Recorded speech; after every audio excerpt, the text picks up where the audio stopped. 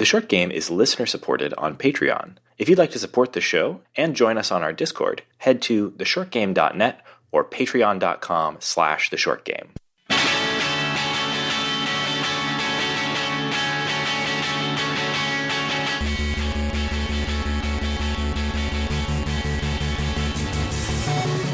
Welcome back to The Short Game. This is a show about short video games, games that respect your time. I am Reagan Kelly, and I'm joined this week by all my cool co-hosts. Nate Heininger. Laura Nash. And I'm Shane Kelly. Oh, God. Jesus Christ. What the... What Abbott? Why? I'm appreciating the energy you're bringing to this episode, Shane, but where did that come from and why? For the calmest game we've done in a long time, you go in with the... We are just distressed. Don't question it. Like, we'll just move along. Yeah. We're talking this week. Wow. That's just how I do the intro now, guys. Oh, God. We're talking this week about Unpacking, which is a game by Witchbeam, the developers that we've talked about before on this show with their previous game, Assault Android Cactus. So I cannot imagine a bigger left turn than this, and yet both of these have been complete, like, out-of-the-park home runs. So I'm apparently a huge freaking Witchbeam fan. Yeah, I love Assault Android Cactus. It is such a fun game, and I knew they've been working on a new game for a while. I know they released an updated version of Assault Android Cactus with some new content, which was really exciting. But I've been waiting for the new game from them for a while now, and gotta say, not what I was expecting based off of their previous title. But as Reagan said, this is a cool game, really interesting. I'm excited to unpack it with all of you.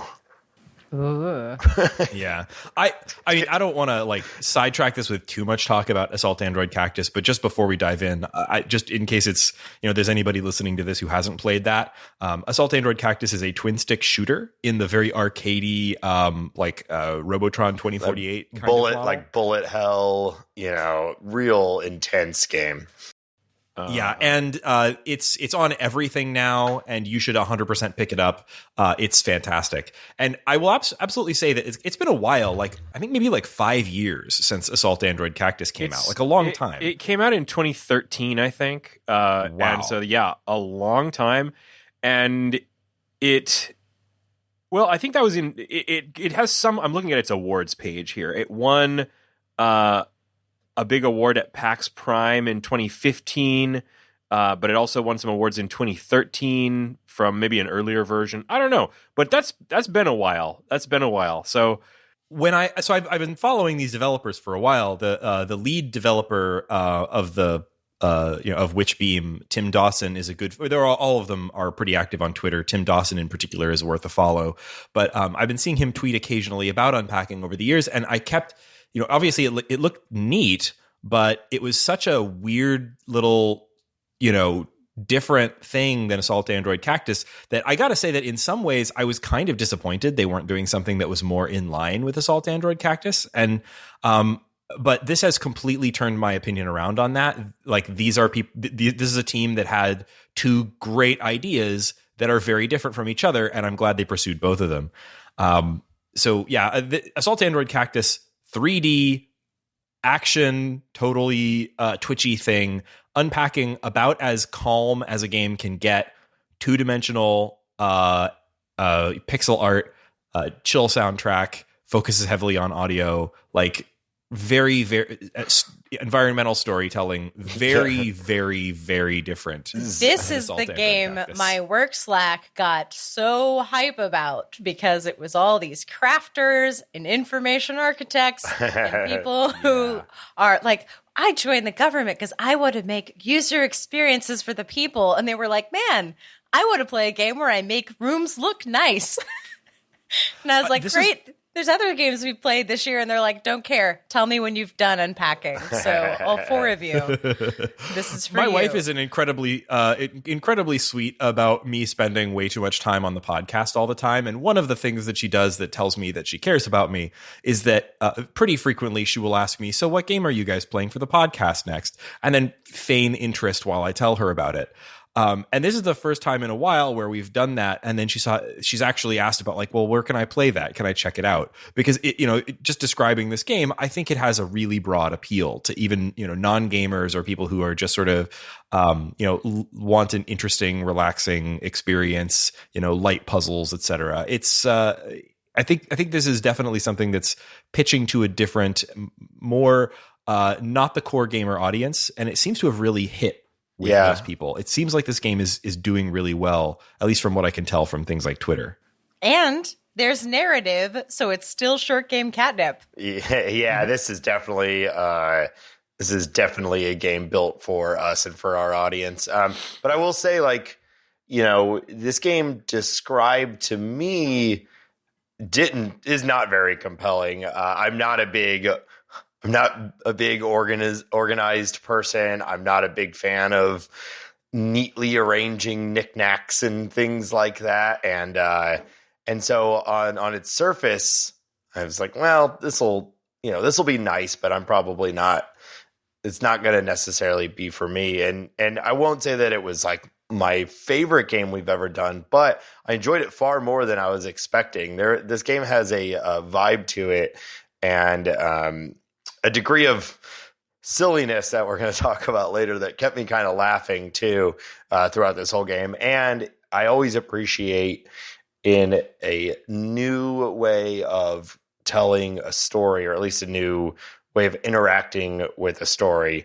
And even though the story, even in this, is pretty light, it was still intriguing enough to make me want to open that next box and see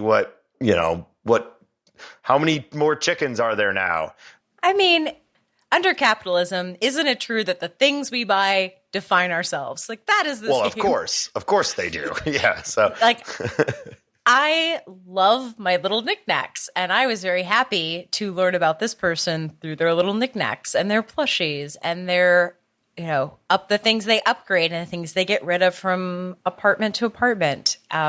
I love a story that is told wordlessly, if it is a complete story, and this one is. Without spoiling the story, you get a full look into someone's life through their stuff. We're not going to do a spoiler break on this episode, because there is a story to spoil here, but it's pretty light. But we are going to talk about some of the early stages that you enter, which is kind of a spoiler to the progress of the main character's life. But we're going to try to keep it a little bit light. So there's still plenty to explore if you have not played this game and still listen to the episode.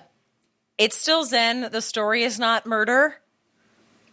The story is not true crime. I'm going to say that up front. Like, this isn't secretly a horror game. You know what, though? It's not a twist. I know I've made this joke like multiple times when we talk about Gone Home. I always thought there were going to be ghosts in Gone Home. There is a knife that you carry from house to house to house in this game, and I kept thinking like something's gonna happen with this knife. It was like no, of course not. That is not this type of game. But what I want after this game, this was a sweet experience. I want the unpacking, but it's a murder mystery, and you have to know exactly who you're murdering in this game. If we're talking about who you're killing, I have a person to kill. Well, I was like, there's another version of this game that takes a turn midway through, and you're like unpacking into your prison cell or something. But I want removing organs from a torso. Yeah, I'm looking. Oh God, I'm looking for Unpacking 2, and I think that will make this game truly in my wheelhouse. But this really nice experience was still great. Unpacking the Silent Hill patch. Yeah, Jesus. So I want to take a minute and talk about the mechanics of this game. This is not a mechanics heavy game, but the way this game functions is as a series of scenes, sort of. It'll show a year on screen, starting with I think 1994. Is that right? And you're unpacking a child's room, and you start with a very small space. You've got a number of cardboard boxes, and you're clicking on each box. And each time you click on the box, a new object pops out, and you can place it somewhere in the room. And that's really all there is to it. There's some fine tuning you can do, but you have a space, a mostly empty room, and you have a box full of objects. You're taking them out in a set order. You don't get to rummage through the box and pick what you're taking next. You're taking each item one at a time. The game picks the order for you. And each time you pick out one of these objects, you are finding a place to put it in the room, whether you are dumping everything onto the floor and then rearranging and putting things away later or whatever.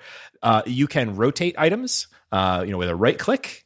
But then, you just place them. You put them into drawers or onto shelves or into corners. And that is this game. The game gets continually larger. The spaces get bigger. You go from a single room to a multiple, to a multi-room setups to whole houses.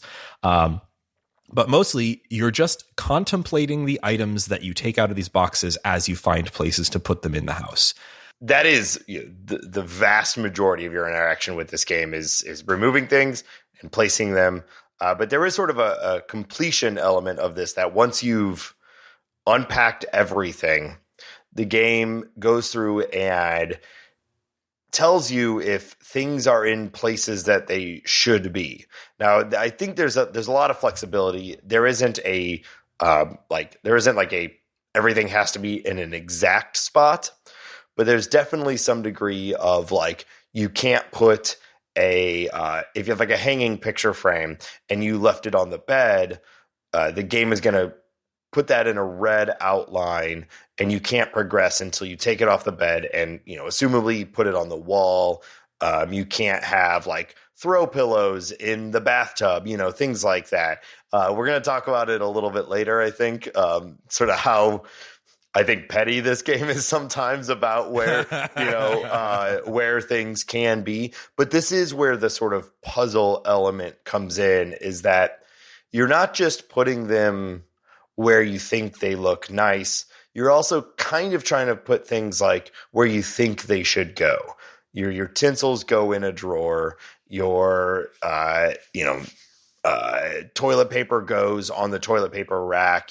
There is some degree of you're trying to put the house together in the way it should go. There's a lot of flexibility again, but there is a degree of rules. So that's the gameplay loop. Enter into a room or a series of rooms, unpack everything, get everything done, and then the game switches to tell you where you put things wrong. And if you're me, it's a lot. And then you rearrange everything, and then you can go to the next house. Yeah, and a couple of things that make the experience really nice. We've already talked a little bit about the pixel art, but I'll also give a shout out to the sound design, that when you put things down on every single surface, every single item sounds a little different.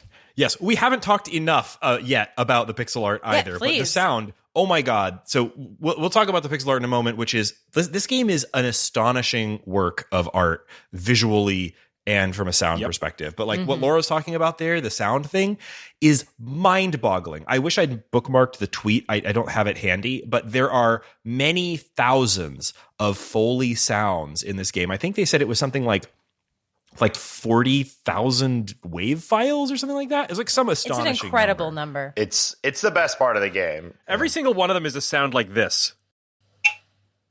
Yes. but it's like little collisions between if I pick up this plastic bottle and I put it on the granite countertop, it sounds like this, but if I put it on the tile floor, it sounds like that.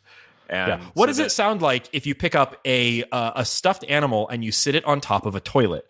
There's a sound effect for that, and it sounds very natural. Sounds like this. Thank you, Shane. Thank you. Just bringing that energy right into the Zen game. I mean, it gets all the way down to the center of the table sounds different than the edge of the table. I mean, it's truly the most impressive part of the game, in my opinion. And I was sitting here thinking, this is the metaverse. It is such a funny contrast, because you have, and this is actually true for a lot of video games. Video games can hit a level of realism in sound that far exceeds any other element. The graphics or whatever. You can have things that sound essentially perfectly real in a video game, and sometimes people just don't notice. Meanwhile, you can have, very close to photorealistic graphics, and people are like, oh my gosh, amazing.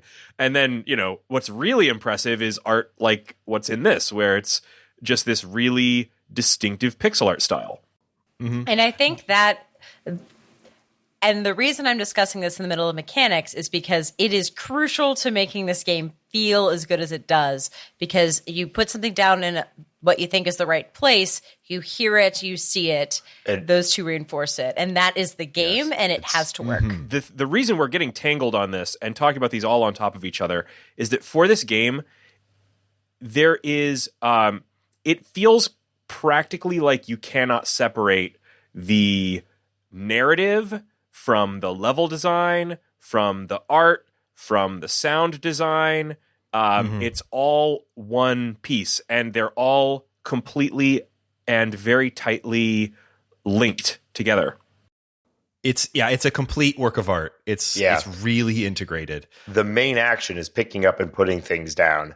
And so there's only so much you can do to make that like consistently feel good. And I think they very appropriately hit on the fact that like this needs to sound good. That's how you add this like tactile element to the game. And they nailed it. There's even some items when you pick them up, and even though you're like controlling them with a little mouse, and it's, very unrealistic that this thing is just flying around the house as you're moving it.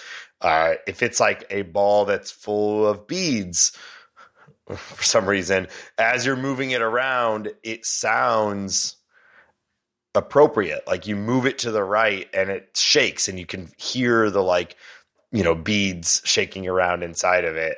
Everything just feels so good. It made me think of the Room games that we did an episode on. And a game that we're going to cover later also has this. But like every little piece feels and looks good, and while it's not photorealistic, it looks real for the context of the game, and it really is the game. I think the sound design is what puts this game above and beyond. Also, the art, we've already talked a lot of sugar about it, but the thing that I want to emphasize super strongly here is that the graphic art here, you get this sort of isometric view into these little cutouts or dioramas of very domestic spaces, right? And you're putting away these objects. Every single object is a incredibly intricate, handcrafted piece of pixel art. This is not something where they did 3D models and then did a bunch of recolors and then put them through a pixel filter or something. This is all super intricate pixel art, the kind of thing that you just don't get a lot these days. And there's an enormous amount of it. There's so many items, and every single item has rotations. So this is super important for a lot of these things. You might have you might be in the kitchen and you're trying to put away a pot, right? Like a pot with a handle. And it has 4 different directions that you can face it in. And because of the isometric perspective these are in, each of those 4 is its own unique art. And its own unique shape. Yes. Yeah. And things like clothes will have different states. So like a piece of clothing might have a state that it's in when it's on the floor versus a state that it's in when it's on a hanger. And it can shift between those automatically as you drag and drop things around. Books, when you put them onto shelves, will snap between stacks. You can put things in stacks and they very naturally become stacks where they get aligned correctly for you and you can move the whole stack. Or you can take those books out and stand them on shelves and they'll automatically stand on a shelf and snap into place for you in reasonable looking places. And all of that means that each of these needs to have multiple orientations and rotations of pixel art that it can move between seamlessly without looking weird, and also get obscured by other objects correctly and without looking weird. You put 10 objects onto a shelf and they all need to look like they're sitting on that shelf, correctly obscuring each other and looking like they're all actually sitting on the same surface at the same angle without looking weird. It's amazing that they managed this. Yeah, and it's an amazing feat of pixel art. And it's not finicky at all. Like it is, like you would think like a game where you're putting books into shelves and stacking little things and moving little trinkets around or whatever, like that would probably feel finicky.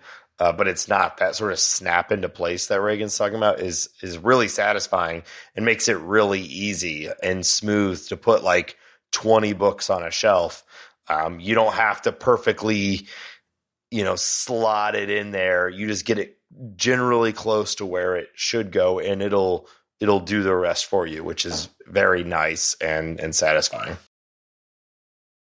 The pixel art style that's used here is one that I have just a huge amount of nostalgia for, because it goes back to the early days of my use of computers.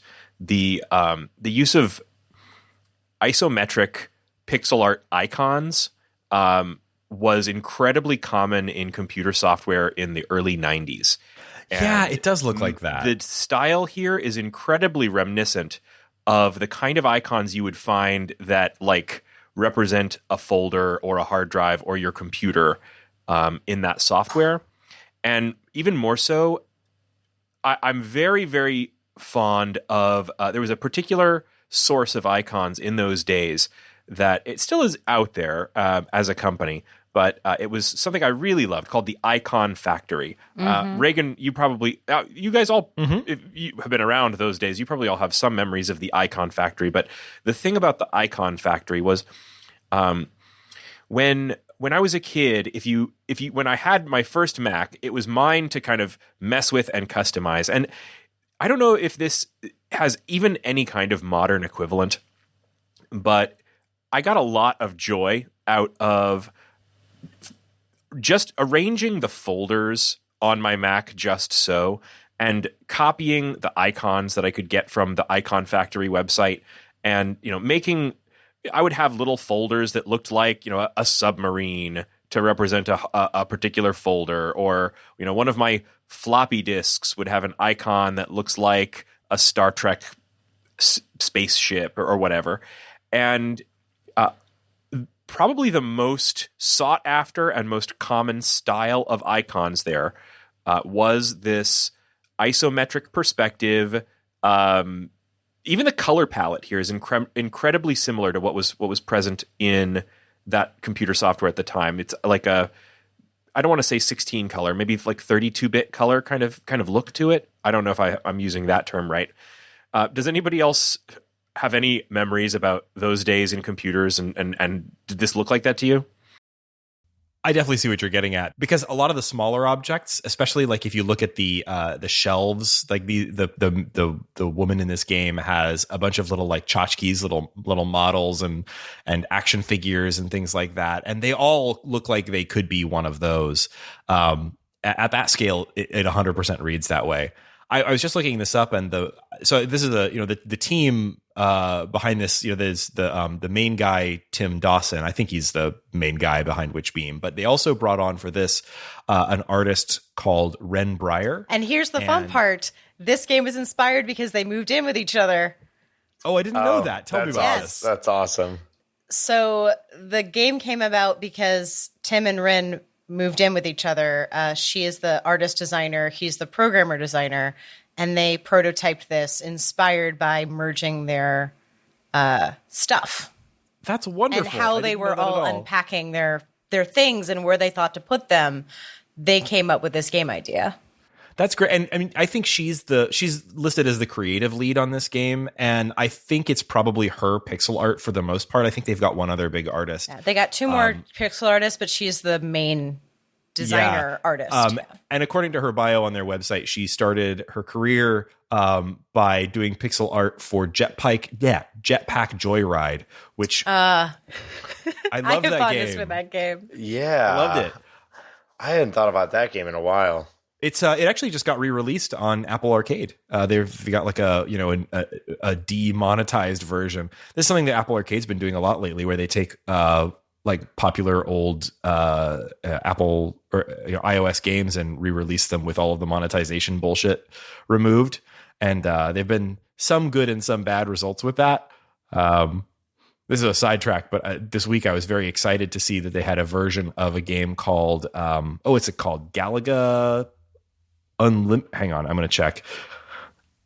Galaga Wars that I tried to play years ago because I really, really like vertical shooters like Galaga, and they had a really good version of it on the iPhone, except, oh wait, it was monetized all to hell. And Apple Arcade picked it up and re-released it with all the monetization removed. And I was like, yes, that's great. And I went to go play it. And it's like, oh, they removed all the monetization. And now it's just a soulless grind. Oh, no. They didn't fix the mechanics. It not the way you would have hoped. But anyway, that's all. I don't know why I brought that up now, other than I wish someone would at least put in the effort to free Peggle in that way. Oh, God, Peggle, come back, please. Never heard of it. Peggle. Yeah. So back to something that's not soulless. I do have a couple other mechanics things I want to shout out. Namely, I love the polish on finishing a level, because all this beautiful pixel art and all this work that's been going into the detail, you finally get everything arranged just so, and nothing is yelling at you. It doesn't actually yell at you. It just blinks red and feels aggressive for such a calm game. It takes a picture of the room you're in and adds it to your book, and it's the room you finished the level on. So even if you finish in your bathroom, it will have a little comment about your bathroom, which I found very funny. I had that happen to me several times, and I was like, not the bathroom, damn it. I had to remember to finish not in the bathroom, because I didn't. I also unpacked the bathroom last, but always leave a cup on the living room floor to get last, I guess. Well, you say when you're ending. It's just I don't know why I decided to do that in the bathroom, but I love that you can play back the video and choose the speed, and you can see all your frustration unpacking or beauty. And then you can also export it as a GIF. So if anyone is feeling like they really want to show how they think, and I'll get into that in a minute because I have a lot of questions about how we unpacked. Yeah, I'm excited for this part. I would love to see, Laura, I have to imagine we are on opposite ends of the spectrum as far as how we unpacked. Well, so back to that article real quick is I read an article about, interviewing them at their prototyping, and they had some really cool things about like cultural differences, like people, and I think they said their Latvian friend like didn't know what the dish rack was because there's dish racks are built in the apartments. And Ren said that she had a friend who was testing and took out the juicer and was like, I don't use this, and shoved it in the back of the drawer. And so she said they play tested and found other people love to watch their friends play Unpacking because they were able to figure out so much about their friends by playing it. Like you learn a lot about something when you watch them unpack. So I want to be really nosy with you all and find out how you unpacked and what confused you. Because Nate, you seem to have an interesting approach. It sounds like. Well, so are you asking how, like, the order in which I unpacked? What's your general style, Nate? So, I enjoyed this game a lot, but I did find myself like easily like. There's a lot of boxes in some of these rooms, and I'd be like, oh my God, there's so many things to put away. And so one of the ways that I would keep myself, engaged is that one of those sort of tricks of this game, and I think it's interesting because it's like real life, is that you'll be unpacking the kitchen, and then there'll just be like a boot in the same box that was where all of your utensils are. And I think that rang really true to me, because when you're packing, often there's just this like, oh shit, I got to throw whatever I can into these boxes, right? And so you'll find stuff for obvious other rooms in one room. And I use that as sort of my guide for which room to unpack. I would start in a room, I'd pull things out, put them to the best of my knowledge where they should go. And then the moment I would pull something that should go into another room, I would go to that room, put it away, and then start working on those boxes. Inevitably, I'd pull something that should go to another room, and that'd move me to another room, and I just would cycle through the house until I'd put away everything, usually resulting in needing to go through, several boxes in a room that I had not been forced to go. And then it would give me all the indications of all the things that I did wrong. And I'd go and sort of do those at whatever order I wanted. So it was sort of a chaotic, I imagine if I was actually unpacking in real life, I would have tripled the amount of steps you would have normally taken, because I think the real life thing would be to like just set that in the corner, unpack all the boxes in the room you're in, but I enjoyed going from room to room to room to room frequently. So that as night turns to day, you were just running room to room. Yeah. How did you do it, Reagan? Oh, I was just so in my actual life, I don't think I could ever operate this way. But because I've very ADHD brain, my mantra, which I cannot say that I actually follow, but I've been trying to more lately, is don't put it down, put it away. Don't put it down, put it away. But in this game, I couldn't really operate that way, because the biggest difference here between this and like a real box is that you can look into an actual box and see what all of the items are that are in it and make your decisions about what's going to go where. And you can even, in real life, you could pick up a box and move it around to different rooms with you, maybe. But in real life, when you empty a box, it doesn't vanish in a puff of smoke. No, instead it goes into a pile in your garage for 4 years. Yes. Until the next move. Yeah. Oh, that's so too real for me. But yeah, no, here I would just take everything I could out of a box and dump it all on the floor and then deal with it. That's because so funny. I would see like, oh, well, this box had 7 pairs of panties in it. And, if there are 7 pairs of panties in this box, then I have to find a drawer and put the 7 pairs of panties into the drawer. So yeah, couldn't deal with the one item at a time, room to room approach. That would just be too scattered for me. How I had to take the. You've tripled the amount of clicks that you have to do though, by taking it out, everything. putting it on the floor, taking it out, putting it on the floor. But I found it very annoying to pick up an item and have to move to another room with it. Although that's part of it, and that's of course reality as well. You've got your box full of bathroom stuff and it's got a thing that actually came from the shelf in your closet or whatever. That's a thing actual organizers say you should do if you're cleaning a room and you find something that's in another room. You should have a box that's like a not here box, right? And you put it in the room, because if you go to that other room, you're never going to finish cleaning the one you're in. So they're put it in a not here box. So I would love to say that I did kind of a combo. God, that's good advice, Laura. Why have I never thought of that? Jeez. I don't know. Well, but this is also a video game, and you can transfer from room to room instantly. Much easier. Although you will rabbit hole just as easy. For me, if there was an obvious place, I know where socks go, I'm going to pick a drawer, and that's where socks will go. You say that like it's an obvious thing. I had a real problem with the socks in this game, but we'll get to that later. I had an idea, and I wanted to put everything there. If there was a clear place, but knickknacks or other things, I would kind of put 1 or 2 up, and then more would come, and I'd stack them be like, no, my place isn't good enough. I need to know how many spices are there before I can find a spice spot. Because early in the game, or maybe mid, 4 or 5 houses, there's 8 total rooms. Or places rather, because some are multi-room. Halfway through, I was putting up my own little gallery wall, and I looked at it and finished, and I saw another box in the corner. I opened it, and there were another 4 things to hang up. That was absolutely my number one problem in this game. All the paintings off the wall and put them back up. This is why you need my approach. My approach was very different. I am the ultimate floor-ganizer. I take absolutely through the entire house. I take everything out of every single box and I put it on the floor. And then I can tell how much space I need. Yep. Oh man, we are. I guess. See, I balanced. Is there even enough I balanced room that on the because there floors? wasn't enough room on the floor or on the desk. I started putting everything everywhere, and then I would get just full. Well, most of the items, once you start running out of, there really is, I think, room for everything on the floor, because most of the items that would logically stack do.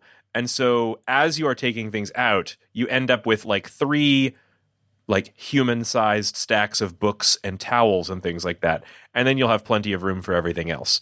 But there are many times in this game where when I wasn't following that approach perfectly, I would very frequently have to take things back out of drawers, move, play Tetris with kitchen appliances, and I'll be honest, that is extremely tedious, no matter how beautiful it looks.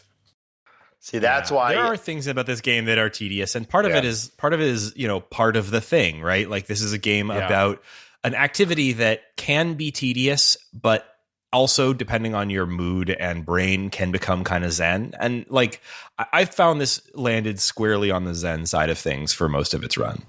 I think it was fun because while I was doing a tedious chore, often it was because I had made a aesthetic or emotional decision to put something in a prominent place because I thought it looked cool, or I thought it was like a thing that I really wanted to spotlight about this person's personality.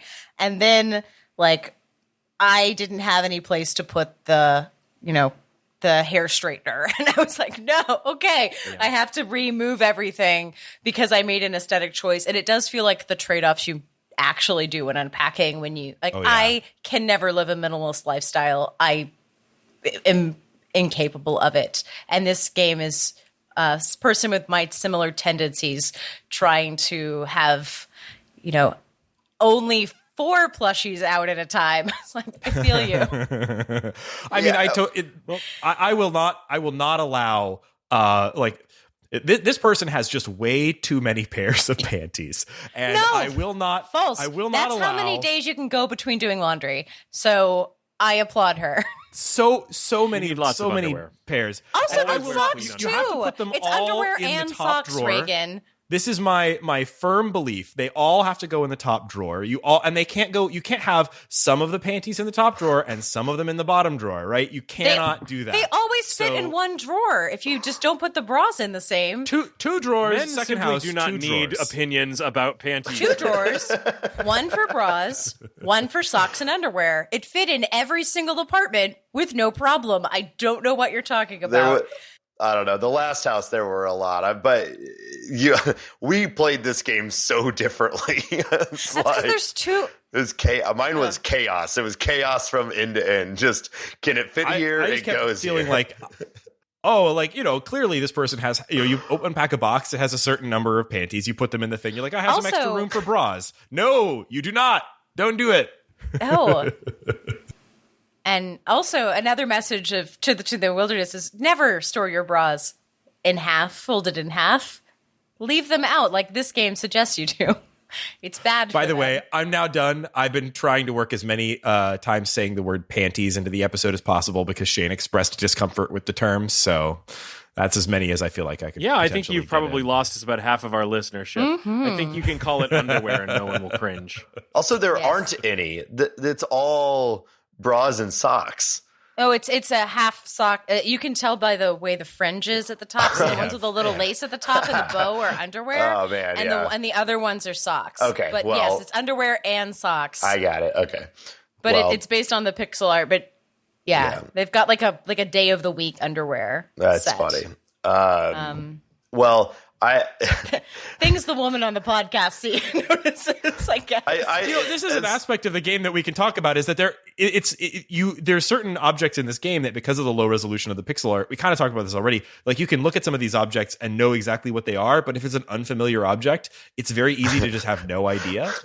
Multiple men have been on being like, I have no idea what this box is, and women are like, that's a box of tampons, honey. Tampons. The funniest one was I saw some tweets that that Tim Dawson was retweeting of people who kept of young people playing the game who kept trying to put the GameCube in the kitchen, thinking it was a kitchen appliance, and then didn't understand why it wasn't letting them proceed. And I think that is the funniest shit. Yeah, it also makes me feel like a withered skeleton, but it's hilarious. There are a number of items that I still don't know what they were. But you kind of eventually figure out where it should go. But while we're ranting, I love, like I talked about it before, the petty element of this game. We're talking about where things should go and shouldn't go, and the game has its own opinion. Like one that I was like, there were so many examples of this for me, but one that stuck out to me is that, like, you have a pair of kitchen tongs, and there was this nice little shelf right over the oven, and I thought that's a great place for your kitchen tongs. You use them, you use them at the stove a lot, and so I put them there, and it was like, no, tongs belong in a drawer, and it was like something that I had to make room for in the drawer. I was like, that is just your opinion, man. All right, I should be able to have the tongs where I want them to be. And because while I've been saying that, for the most part, I played this game chaotically, I did try to have things in like a reasonable area for where they should go. And then when the game was constantly like, no, you're all of your socks and underwear, I had neatly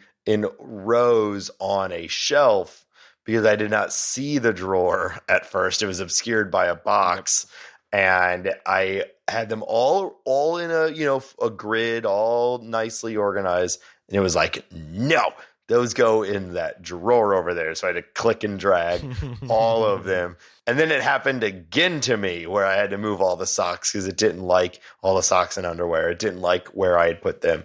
It's like, come on, game. It's fine. Where it's all in the closet. They're all going to end up in the floor. It's my house. They're all going to end up on the floor or in the hamper anyway. They're never going to look like this again. This is the most organized they're ever going to be. Yeah, and I think I had that in the first bathroom where I had a roll of spare toilet paper that I stuck on the toilet. I was like on the back of the toilet because I was like, I live alone, and I'm looking at where they, the under sink storage is too far away from the toilet for it to be reachable. And I was like, who wants to do the crab walk over to get to I was like, in this game, I canonically live alone. Like, I've got too many stuffed animals to have anybody over right now. So let's just do this. And they were like, put away the toilet paper and be an adult. And I was like, the back of the toilet is exactly where the toilet paper goes. That 100%. That's its natural The second home. roll, obviously. Yeah. But yes. Yeah, the second What you're roll. both talking about is exactly the reason for the florganization approach. Because no. Once you get the last item out of the last box, that is when the game's pettiness engine is engaged. Oh, okay. Yeah. So when you take that last item out of the last box, sure, everything is going to be highlighted red. But from that point forward, you will know whether or not your player character, believes in the tongs shelf or not. Okay. All right. So that makes sense.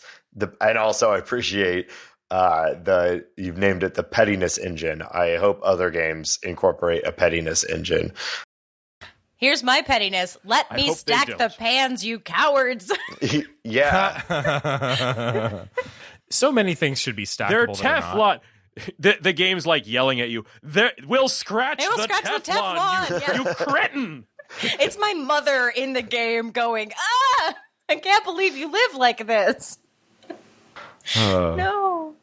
I just want them to have some, buy some little command hooks, buy some stick-on shelves. You can fix your bathroom storage problem. It's not hard. That flower pot does not go on top of the fridge. It goes on top of the shelf next to the fridge. Thank you very much. It's because it's a cookie jar, and I didn't figure that out until I got an achievement because I put it really high up with the baking supplies, and they were like, you get an achievement. It's like, cookies are a sometimes food. It's like, because I put the cookies so far out of reach that I got an achievement. Funny achievements. There was an achievement for making an equation with the math fridge magnets. I don't know if anybody else found any other weird ones. I did that. There was an achievement for putting two of the stuffed animals together, right next to each other. There's one for stacking a bunch of blocks very high. Nice. I think the next thing we could probably talk about is just the story, and then probably we're good, right? Yeah. I love the way this tells its story because it's the lightest touch of anything like this I've ever seen. Unpacking is this very personal thing. So, you're literally interacting with every object you own. And because it's kind of progressing you through years, you kind of get the story of a life, right? At these pivotal times, because people move at really important times in their lives. Moving into a new room as a child is a big deal. Moving in to your first apartment with roommates, a big deal. Moving in with a partner, huge deal. And so these really monumental moments in a person's life, and seeing all of the items that they own one at a time during these pivotal moments, you get a surprisingly lot of insight into, even though like we're not talking about like each item having like text you can read a log about it or anything. Like every item is just an item. They're all low resolution pixel objects. Most of them you can't even really you can't look that closely at them. But you learn a ton about this person. And like, I don't know, what did you guys learn? Well, did anybody else find themselves kind of thinking back to the things they carried? Did anybody else have to read that? That's my favorite short story. Yeah. Oh, I didn't know that. Yeah. Do you want to describe it for folks? Sure. Yeah. So the things they carried is it's a short story about soldiers fighting in the Vietnam War. And it's told in large part through kind of an inventory of all of the things that they have with them. It's been a long time since I read it. Nate, if it's your favorite, maybe you can give a better explanation. I think you get the idea. It's the things that you have on you, especially in situations like a war, become to carry meaning beyond their core purpose, and yeah, I think that's a good connection to this game. Especially what stood out to me through this game is the things that you still have through the whole sort of events in this game. It doesn't cover a massive amount of time, but there's definitely a ton of major life events that you go through. And, 20 years? Yeah, about some items are there from day one all the way to the end of the game. Most are not, and it's interesting to see what are the items that you carry with you throughout your entire life. No matter how does your taste evolve?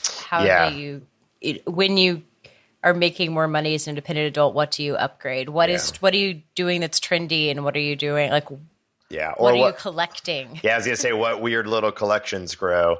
And one thing I love too, the moving in with people also sort of changes the feeling of the game too, because not only are you seeing all the other things that they have, but in the other ones where you're not living with people, it's a blank canvas. You're just putting everything wherever you want.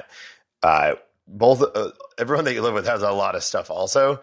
And so it's a lot of just like fitting in, get in where you can fit in, and just like, oh, well, this person has all their stuff here, so I guess I'll put my books there, or you can actually pick up and move their stuff, which I thought was a very funny and almost like passive aggressive thing to do. Like, yeah, I'm going to move all your stuff to the side here because now my stuff is here, and it changes the tone of the game, and not like literally, but I felt like at least for me, it changed it a lot when you were moving in with other people.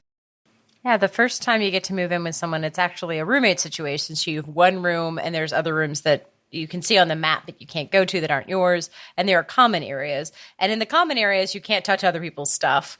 But once you move in with a partner, you're actually trying to negotiate a completely shared space, and it really does change the tenor. I have so many opinions on the first person she moves in with. Yeah. The game loaded, and I went, no, get out, no.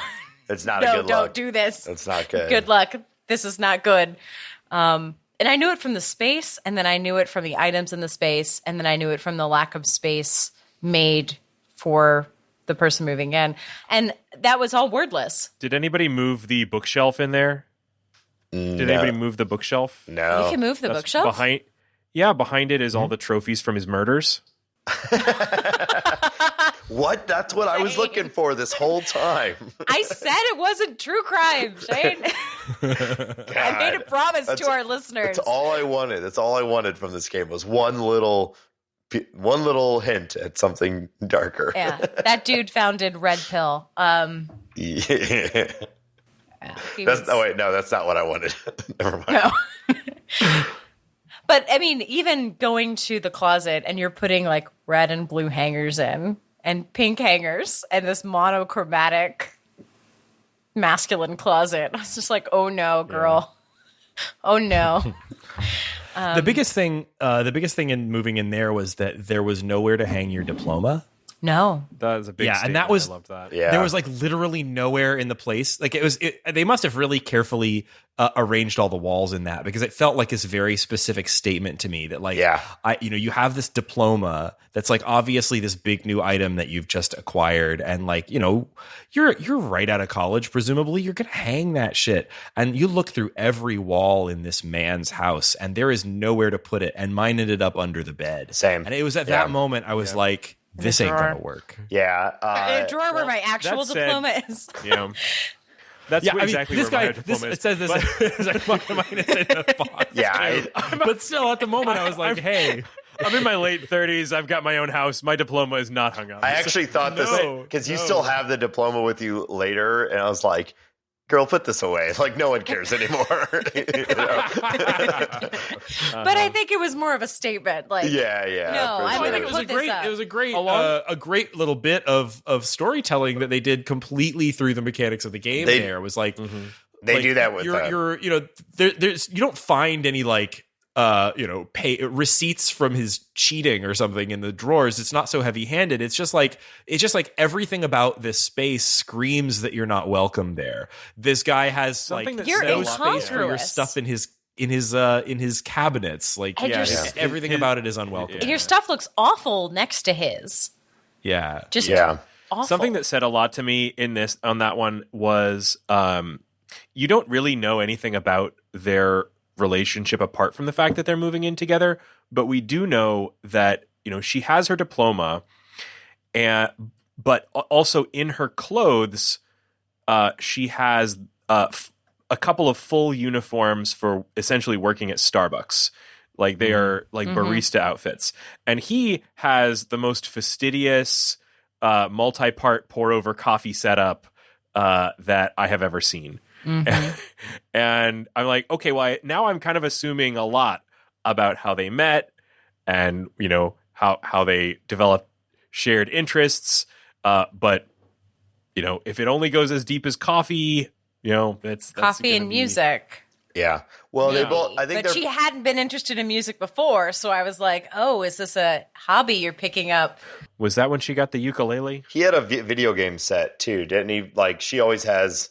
We already talked about the GameCube, but watching her upgrade from the GameCube to the Wii, She had and a then, GameCube and he had an Xbox, and I was Yeah. like, this ain't never gonna. and work. there's the PS. I think it's like a PS2 or 3 is also a part of it.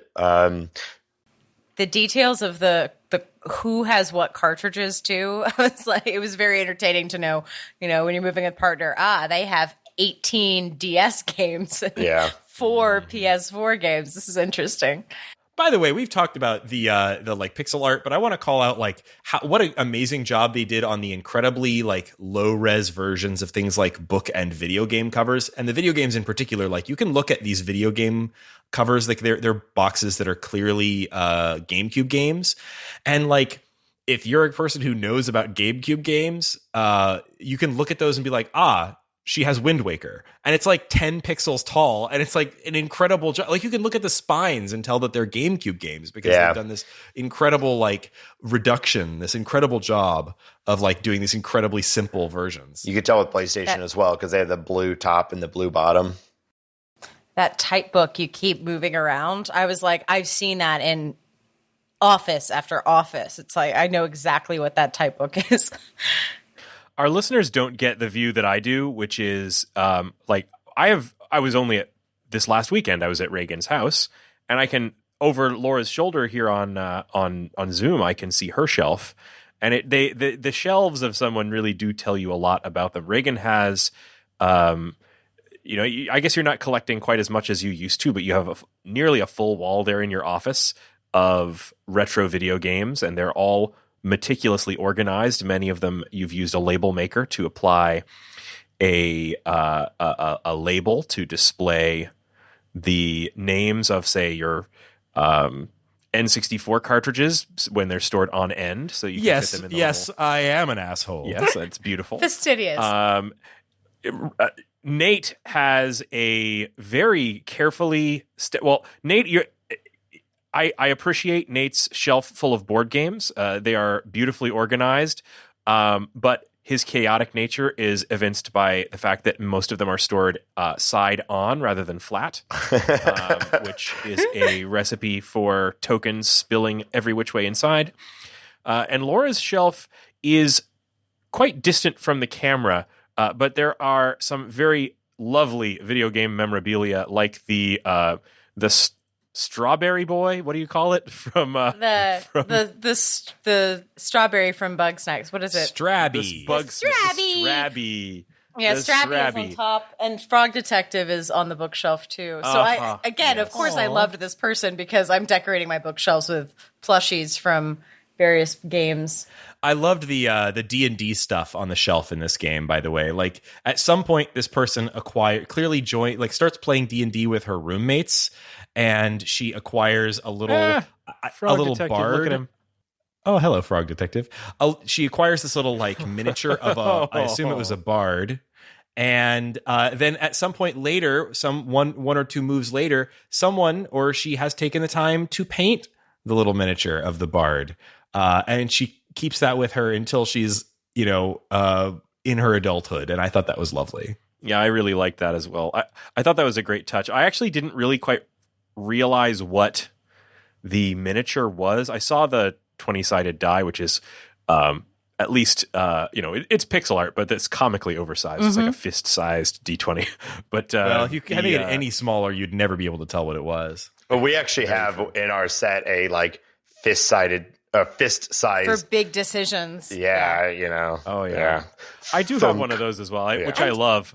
Someone bought me a solid metal one. I call it the table breaker. I can't roll it because it leaves permanent marks on any table I roll it on. Nice. I also believe that because she was playing with her roommates, I believe she painted a picture of her group, of her D&D group, which you can put up in other houses. Yes, she did. Which made me very happy. I definitely, the next chance I got, put that in my living room. This is where it's going. Yeah, and she slowly gets more and more into various kind of hobby collections. I think she's like a lot of us. She's seems like a kind of collector of different hobbies. And you see her progression through a lot of those. This is the place where the storytelling really comes in. So I think probably the most significant one is her art. And you start off literally in her childhood bedroom where you're seeing little sketches and stuff. And there are lots of beautiful little steps along the way, but it culminates with one box that you unpack and you pull out a children's book. And you're like, oh, well, is that the pig from that she's drawn so many times? And in fact, you have like 50 copies of the children's book. Oh, she has illustrated her own children's book, and she has a lot of extra copies of it, like you'd want to. So that I just thought that part was lovely. I agree with you that the art is a big part of her collection, but the biggest collection is the little chickens. By the end of it, I love the little chickens. You have so many little chickens. It's like how many? So many. How many more? At a whole shelf of them. Well, for a while, I was putting them in a row on like windowsills. Yeah. Or like on top of things, and it would just be like the chick in a little line, like as if they were walking off in places, and then it got too big to fit on anything, and I just was wandering the house, trying to look for a spot to put 10 chickens down. I loved the little, the things that you keep accruing, but I also love when you pair back, like you upgrade your rice cooker, like that kind of little thing of like, there was a chipped cup, like a little mug you have, and then it gets a chip in it, and then it's in your bathroom set. And the first time I saw this, I went, "This belongs in the kitchen," and I ran to the kitchen and I put it there. And the next time I moved, I opened up the box of the bathroom, and it's in the bathroom, and I realized she's been using it as it's the cup for the toothbrush and toothpaste. Yeah. And I was like, "Oh, that's really meaningful. Like this is too worthwhile to get rid of. It's now in the bathroom cup." And then I looked at my own little, I have a coffee mug in the background here that I like too much to get rid of, even though it's cracked, and I'm afraid it's going to burn me if I drink out of it. So it now holds change on my windowsill. There's little things you can't get rid of, and I love that the game made space for that too. Yeah, absolutely.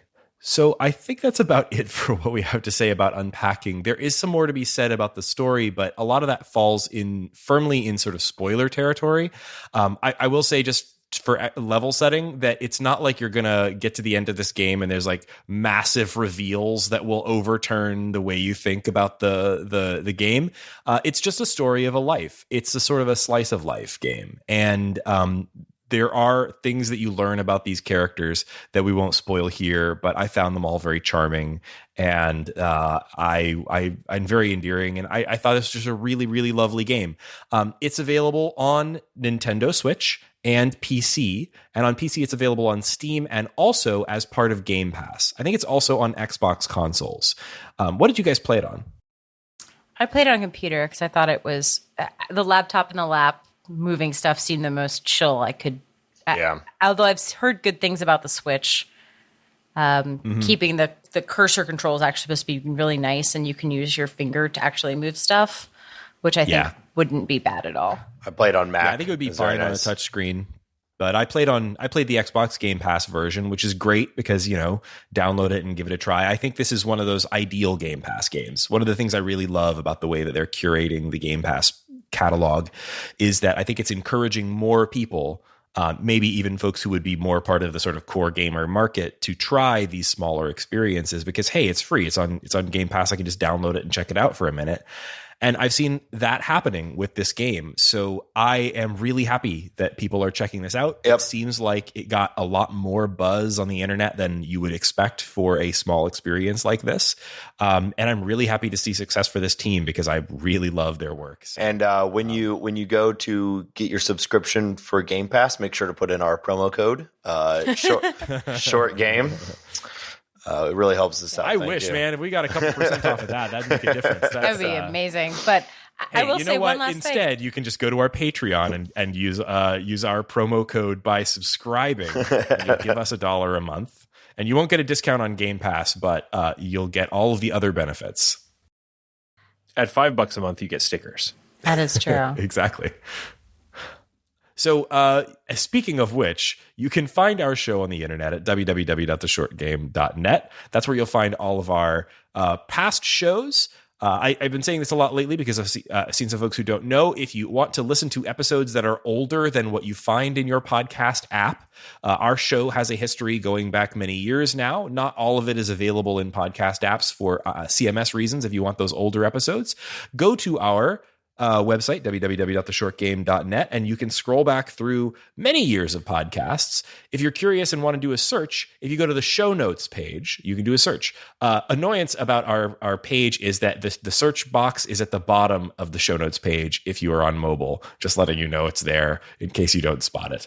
But it's there, and you can search our entire back catalog, and things are very easily listenable to there. And of course, our most recent 150-ish episodes are available in all the podcast places. We also really love when people leave reviews. If you leave us a review on iTunes or on wherever else, we love that. We'd love to hear your thoughts about things. Laura just typed into the chat, it goes back to 2014, and I died a little more. I'm turning into a skeleton as we speak. 2014, y'all. So also find us on Twitter at @_shortgame.